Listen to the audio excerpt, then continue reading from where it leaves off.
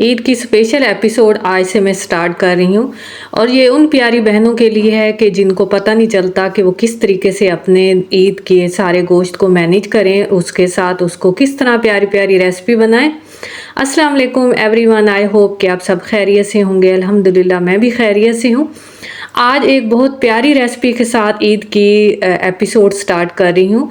अगर आप चाहती हैं कि आप ईद में इजी भी रहें, अपने अच्छे अच्छे कपड़े भी ट्राई करें, उसके साथ अपने मेहमानों को भी अच्छे से उनके वेलकम के साथ साथ उन्हें अच्छी अच्छी रेसिपी बनाएं, तो आज हम सबसे पहले पाए से स्टार्ट करेंगे, क्योंकि अगर ब्रेकफास्ट हमारा अच्छा होगा तो बाकी रेसिपी भी हमारी अच्छी बनेगी। तो सबसे पहले ये देखें, मैंने 1 केजी के बराबर मैंने बड़े पाए ले लिए हैं। ये बीफ पाए हैं मेरे पास, पहले से साफ़ सुथरे हुए थे, लेकिन इनकी स्किन जो है वो साथ ही थी।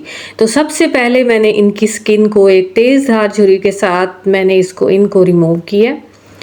बाज़ औक़ात मैं देखती हूँ कि मेरी कुछ बहनों को काफ़ी मुश्किल लगती है कि ये पाए किस तरीके से बनाएं, तो ये मुश्किल आज मैं उनकी बिल्कुल आसान करने वाली हूँ।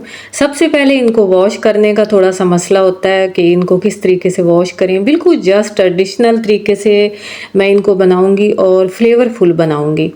तो सबसे पहले आपने देखा कि मैंने उन छिलका अच्छे से रिमूव कर लिया है।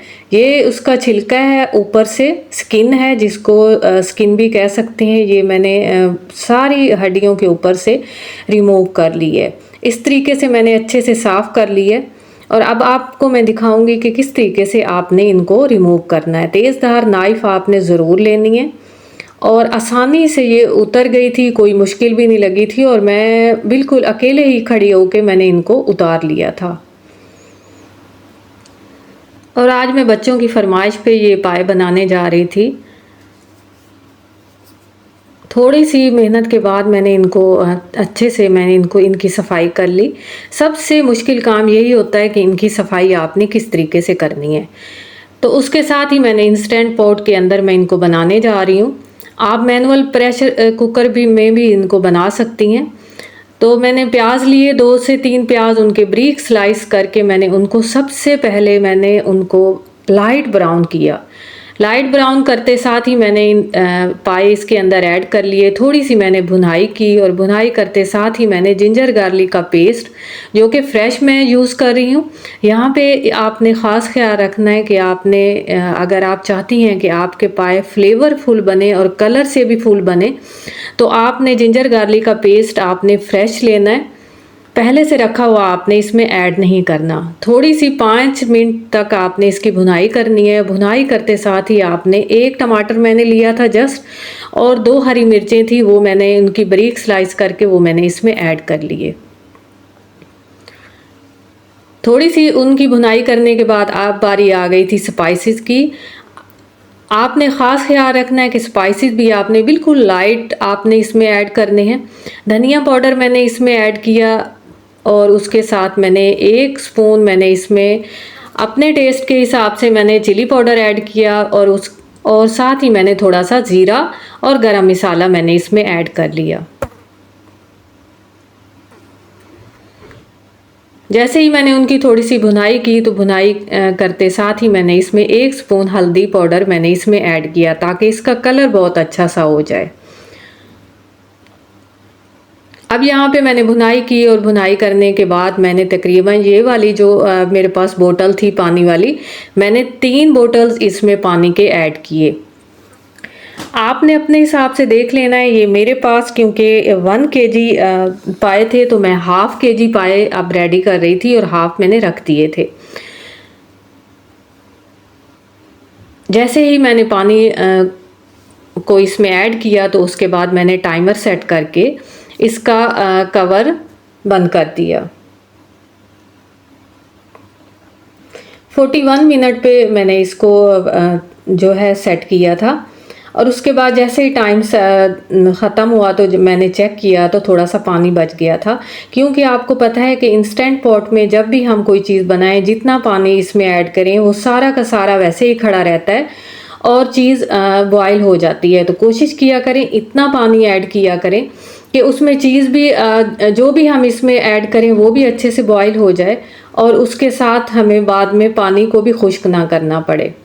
तो यहाँ पे मैंने थोड़ी देर इसको खुश किया और खुश करने के बाद ये देखें इतने यमी से मेरे ये पाए रेडी हो गए थे। ये फर्स्ट मेरी एपिसोड है, इसके साथ मैं बहुत सारी एपिसोड लेके आने वाली हूँ जिसमें हर तरह का मैं मीट पकाने वाली हूँ।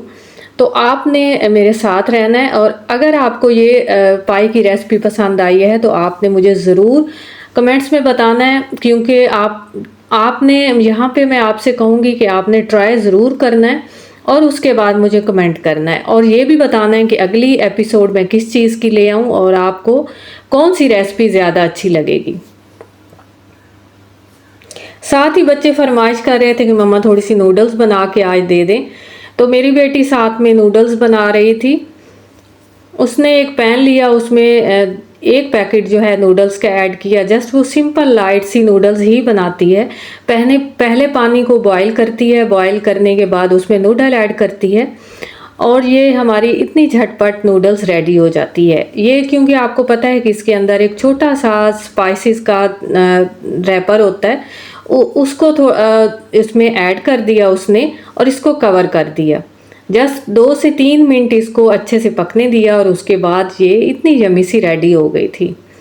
बाज़ औक़ात हम चाहते हैं कि हम कोई चीज़ जल्दी बना लें, तो इस तरीके से अगर आप नूडल्स रख लिया करें घर में, बच्चों को क्योंकि बच्चों को हर वक्त खाना बिल्कुल पसंद नहीं लगता, तो कोशिश किया करें इस तरह की चीज़ें रख लिया करें और बना के फ़ौरन ही बच्चों में सर्व किया करें।